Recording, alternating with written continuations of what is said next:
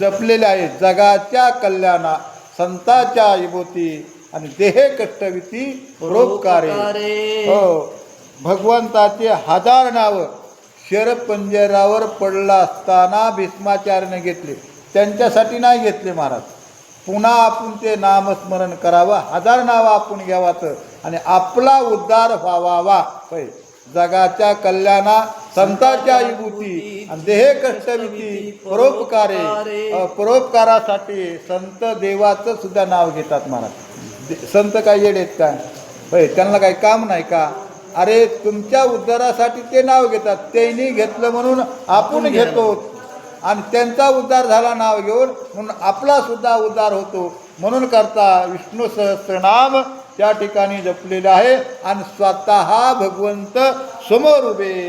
नमो तुझ वराह वेशा, नमो प्रल्हाद वरदा सर्वेशा, वामन रूपा कमलेशा, पुरु परम पुरुषा जगद्गुरो, परम पुरुषा जगद्गुरो. मत्स्य रूपा तुला नमनासो, कच्य रूपा तुला नमनासो, मत्स्य कच्य वराह रूपा तुला नमनासो. वामन रूपा तुला नमनासो किंवा नरसिंह रूपा तुला नमन असो. नरसिंह रूपाला नमस्कार घातला का भक्त प्रल्हादाचं संरक्षण. दैत्याचे कुळे नाशी, साधूचा मान दिवसी किंवा राखी महाराज. दैत्याचे कुळ नाशलंच, पण दैत्याच्या कुळासुद्धा भक्ताचं संरक्षण केलंच.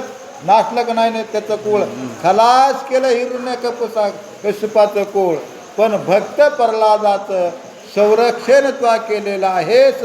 अशा प्रकारे त्या ठिकाणी भीष्माचार्य स्तुती स्तवन 10 अवताराची करतात महाराज. किती अवताराची? 10 अवताराची.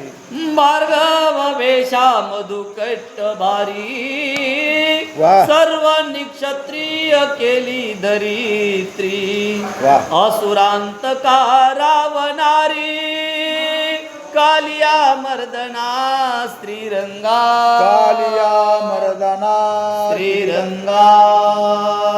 भार्गव वेशा मधुकैट भारी. होय, भार्गवाचा वेश धरला, परशुरामाचा वेश धरला आणि 21 वेळेची पृथ्वी निक्षत्रिय केलीस.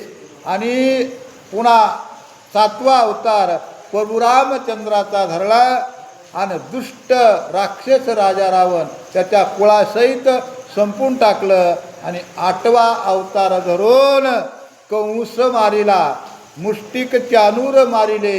अशा प्रकारे भगवंता तुझ्या अवताराची असणारी लीला त्या ठिकाणी शरपंजराच्या ठिकाणी भीष्माचार्य वर्णन करतात. त्रिलोकीचे ज्ञान भीष्माचार हृदयी घाली जग जीवन, सकळिके केले आदरे पूजन, देवव्रताचे ते देवा.